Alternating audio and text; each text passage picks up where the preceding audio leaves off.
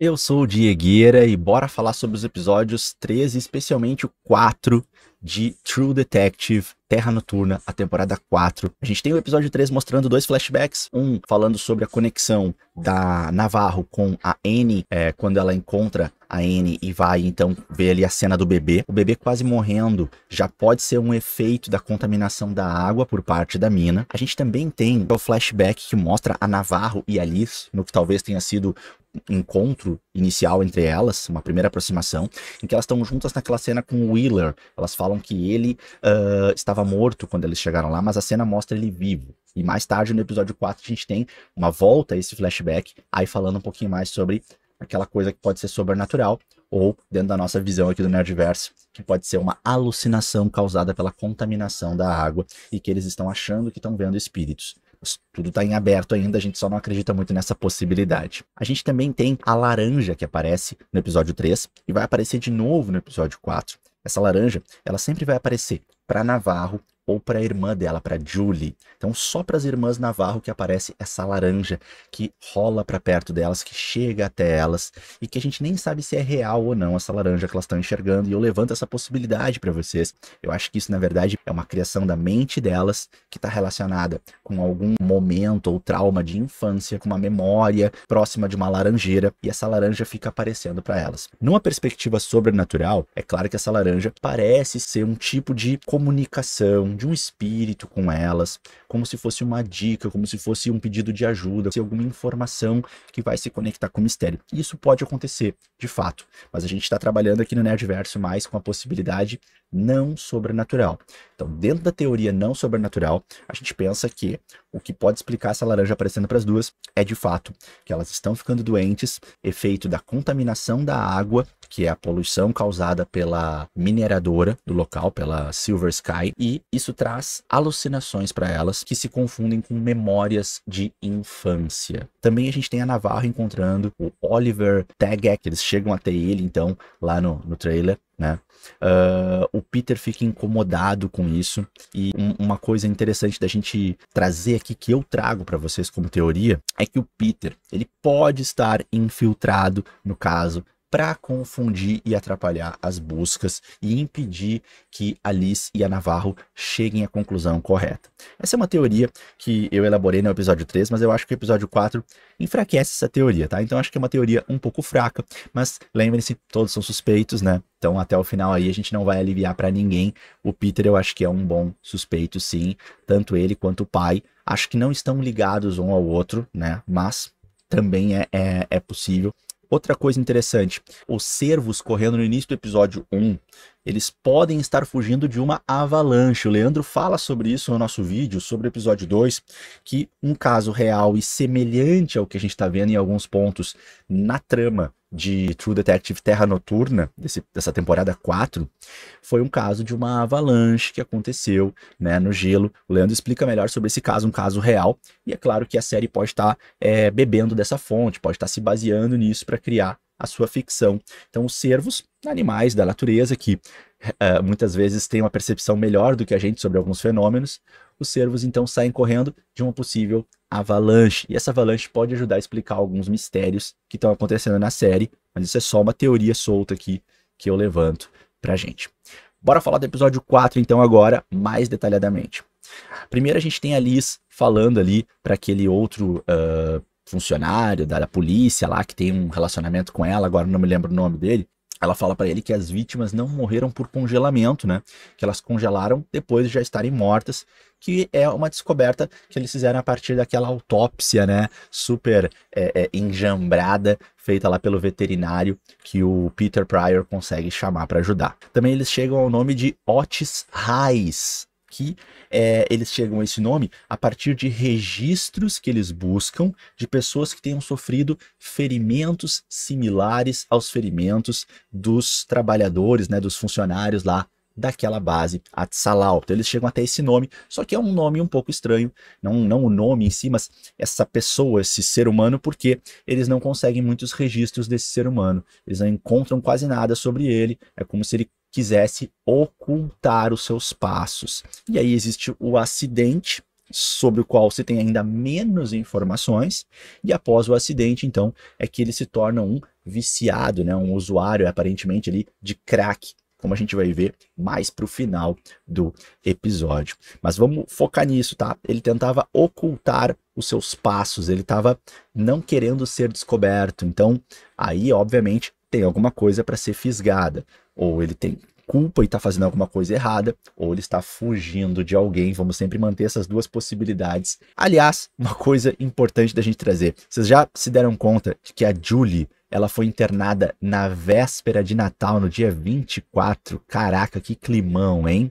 Aí a gente tem na sequência do episódio a Navarro indo visitar a Rose, aquela senhora, né? Aquela velhinha maconheira, tá sempre com um baseado, né? E é muito interessante que toda a narrativa dos personagens, ela vai sempre dando pretextos para eles poderem estar vendo coisas ou realmente vendo manifestações espirituais. Por quê? A velhinha tá sempre fumando um baseado. A Julie tem um antecedente, né, a irmã da Navarro, um antecedente de bipolaridade, de esquizofrenia, um diagnóstico nesse sentido. A gente tem o Otis Reis viciado em crack. A gente tem a Liz toda hora bebendo. Então, todos têm aquela explicação dos céticos, né, daqueles que são descrentes, que vão dizer, não, é por causa disso, é por causa daquilo. Já aqueles que creem, já aqueles que querem enxergar uma explicação sobrenatural, espiritual, vão dizer então que é exagero dizer que todos têm um pretexto. Então fica tudo em aberto. Eu acredito muito na espiritualidade e no sobrenatural, mas acho que nessa série é tudo um desvio para tirar nossa atenção. Eu e o Leandro achamos que nessa série não é sobrenatural a explicação do mistério, tá bem? Mas voltando a Rose, a velhinha maconheira, eu acho que ela, aí a teoria bem doida aqui do Diegueira, eu acho que ela tá dando golpe, financeiro lá no Pryor, né, no pai do menino que também trabalha na polícia, né, que é aquele cara que visivelmente tá levando um golpe ali de uma suposta namorada virtual que pede dinheiro pra ele. Então eu acho que a velhinha tá dando golpe nele. Por quê? Porque, bom, ela tá sem o marido, ela fala do passado dela, que ela não gosta tanto de falar, mas que ela era uma professora que fazia pesquisa, que escrevia artigos, então ela trabalhava para uma universidade. Se ela trabalhava para uma universidade e fazia pesquisa, bom, então ela pode estar próxima da pesquisa científica. Se ela estiver próxima da pesquisa científica, isso aproxima ela, de certo modo, da Tsalau. Claro que pode não ter nenhuma relação, pode não ter. Mas Ennis é muito pequena, né, gente? Ennis é uma cidadezinha de nada no Alasca. E a senhorinha tá lá e ela não vivia sempre lá. Então ela tá lá, vivendo sozinha. E de repente a Navarro vai visitar ela e encontra uma casa cheia de comida. Uma coisa bastante estranha para uma pessoa só, idosa, que tá vivendo em paz ali. Para que fazer tanta comida sozinha? Ou ainda, de onde vem tanto dinheiro de uma senhora idosa ali que mora sozinha, que não se sabe o que ela faz? Depois a gente vê a Julie no telefone com a Navarro, falando que o quarto é silencioso, e quando ela desliga, a gente vê que ela tá na neve, naquele mesmo lugar onde ela estava, sentada aquelas destroços de um navio, aparentemente, né, que naufragou há muito tempo, na neve, que é no mesmo local onde ela estava, quando ela fugiu num outro momento, e a Navarro encontrou ela no episódio 3, se não me falha a memória. Então, ela acaba estando lá, e aí a gente percebe ela tirando as roupas e dobrando as roupas. E aí aqui a gente tem de novo as roupas dobradinhas e depois a pessoa pelada.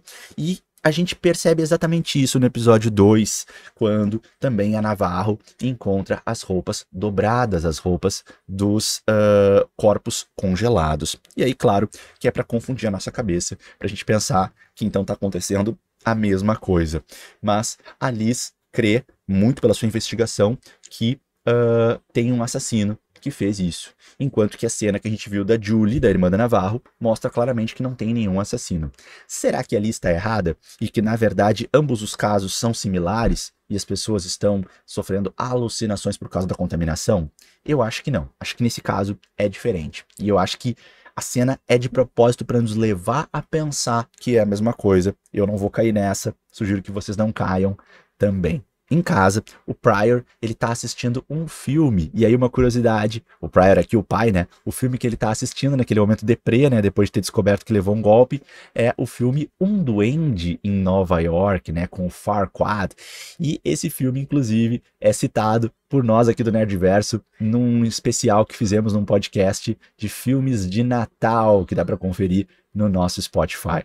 Mas voltando aqui ao que interessa. A Navarro recebe então o telefonema dos patrulheiros e a gente então vai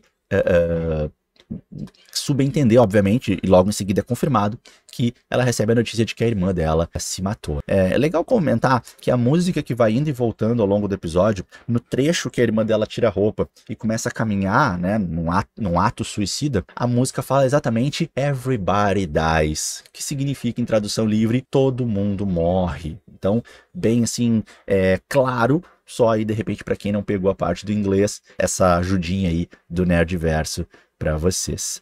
E aí então a Navarro se enfurece e quem sou eu para julgar, né, gente? Ela acabou de perder a irmã e ainda por uma negligência da clínica na qual ela pagou para deixar a irmã. Então ela vai lá e quebra tudo e aí vai lá descarregar a raiva dela nos 3 caras escrotos. Bastante óbvio, né? Ela ali não ia conseguir sozinha bater nos 3, então ela acaba apanhando. Mas antes de continuar, deixa eu fazer um grande convite para vocês. Vem fazer parte do Clube Nerdverso, nosso clube de assinaturas. O nome de quem faz parte do clube tá aparecendo aqui para vocês. A partir de R$ 4,90 já pode assinar o nível Herói. E se quiser mais benefícios, o nível Jedi ou ainda o nível Super Saiyajin, concorre a sorteios incríveis, pode participar de uma live com a gente e até mesmo de um podcast exclusivo junto com os integrantes do Nerdverso. Valeu? O link está aqui disponível, é só fazer parte. Aliás, legal a gente comentar que essa cena e a música de fundo trazem toda uma atmosfera muito pesada de drama para o episódio, que é a temática, é a tônica do episódio, porque basta pensar que olha tudo o que aconteceu nesse episódio. O Pryor percebendo o golpe, arrasado, vendo que tudo para o qual ele se preparou para receber aquela Alina com a qual ele se comunicava era uma grande mentira. O filho dele perdendo o Natal em família e tendo problemas no relacionamento, em casa, no casamento. A Liz brigando com a filha vai dormir fora de casa, o relacionamento delas tá uma bosta. Aí a Liz vai beber, vai lá, vai brigar com outro cara. A Julie sendo internada e depois se matando. Tudo isso no dia 24 para o dia 25. Então é um Natal péssimo, um Natal extremamente triste, deprimente, dramático em N's. Nós temos então a Liz de novo encontrando o urso polar. E aquele urso polar, fica a dúvida, já que a Liz é tão cética e descrente, né, de espíritos. Será que aquele urso é de verdade? É uma alucinação? É um espírito? Cara, não tem como ser de verdade, né? Porque o bicho, ele para do lado da janela, só olha e vai embora. Ou o bicho iria embora sem nem olhar, ou o bicho faria alguma coisa contra o carro. É muito estranho o bicho simplesmente parar, olhar bem no vidro e não fazer nada, né? Além disso, o urso polar que ela vê tem o olho fechado, machucado, exatamente igual ao ursinho de pelúcia que ela tem e que remete ela a um certo passado, né? Com Holden, que a gente vai ver mais pro final do episódio ali, mas que ainda não tá muito bem explicado. Uma criança com a qual ela era feliz, um filho, um irmão, né? Não dá para saber muito bem, mas é o mesmo ursinho de pelúcia. Então, será que ela tá vendo um espírito? Será que é um espírito da criança?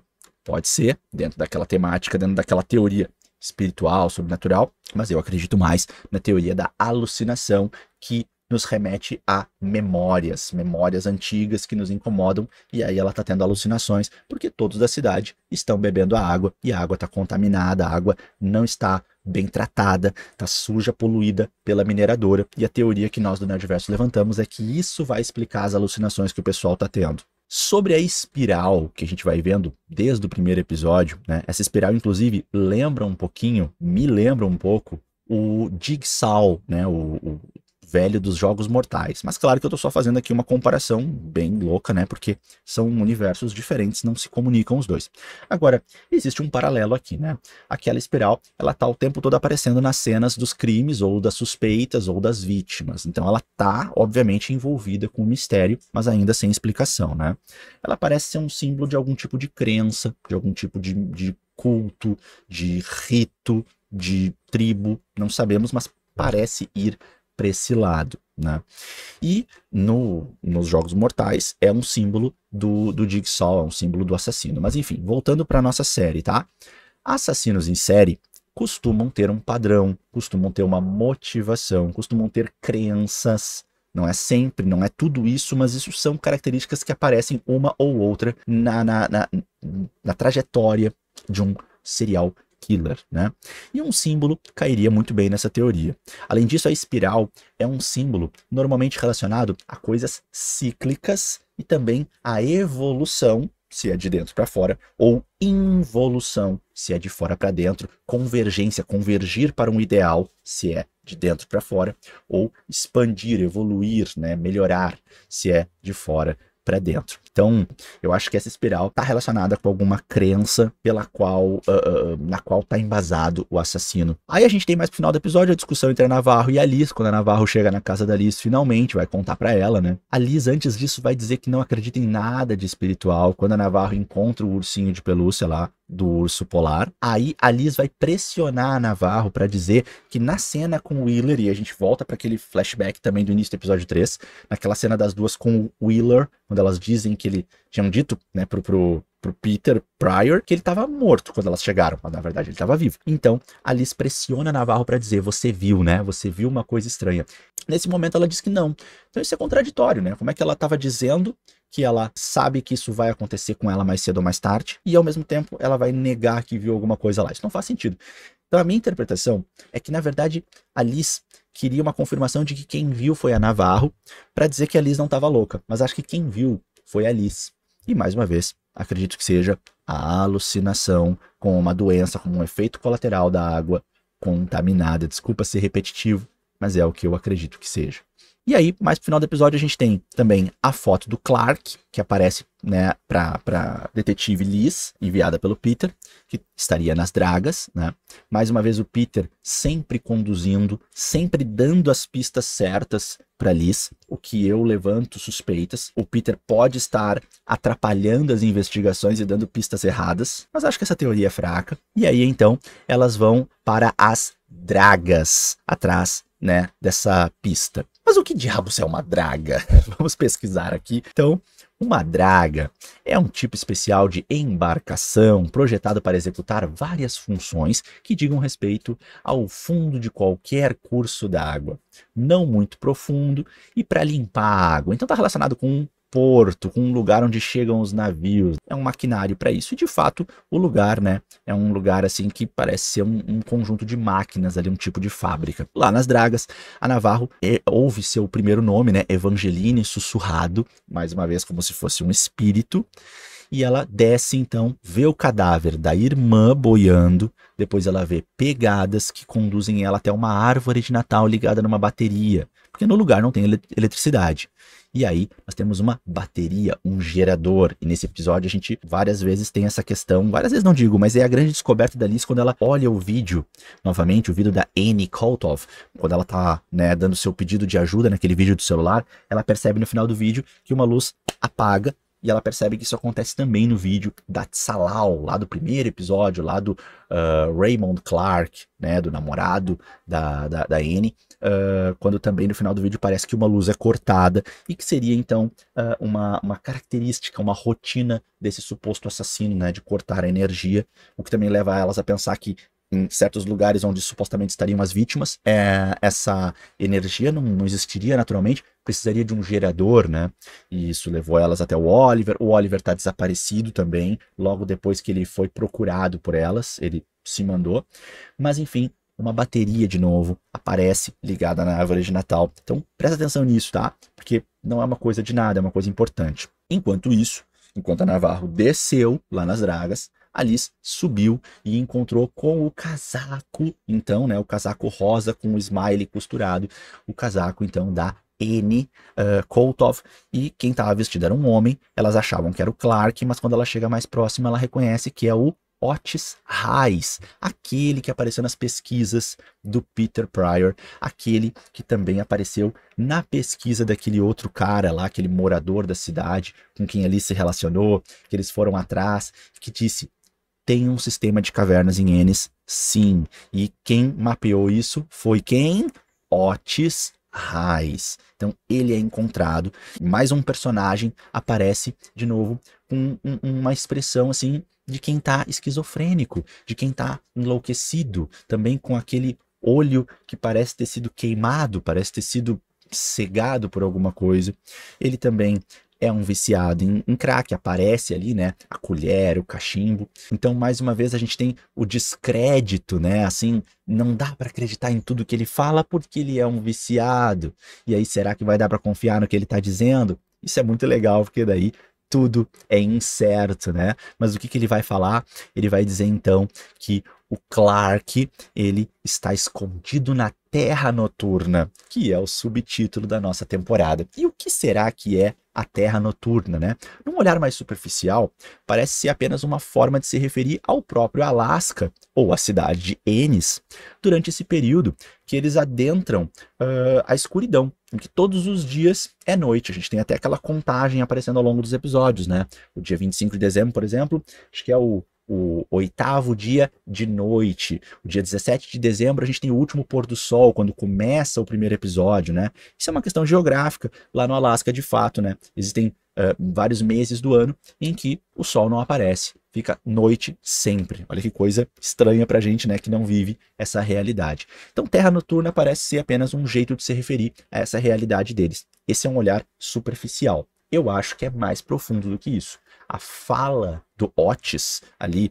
naquele jeito dele meio chapadão, difícil de acreditar no que ele está dizendo, eu acho que ela se refere a algo mais profundo. Eu acho que Terra Noturna ou é um codinome para uma operação, ou para uma base, ou apenas um jeito dele se referir também a um local, a uma base, a uma operação, ou até uma atuação do verdadeiro assassino.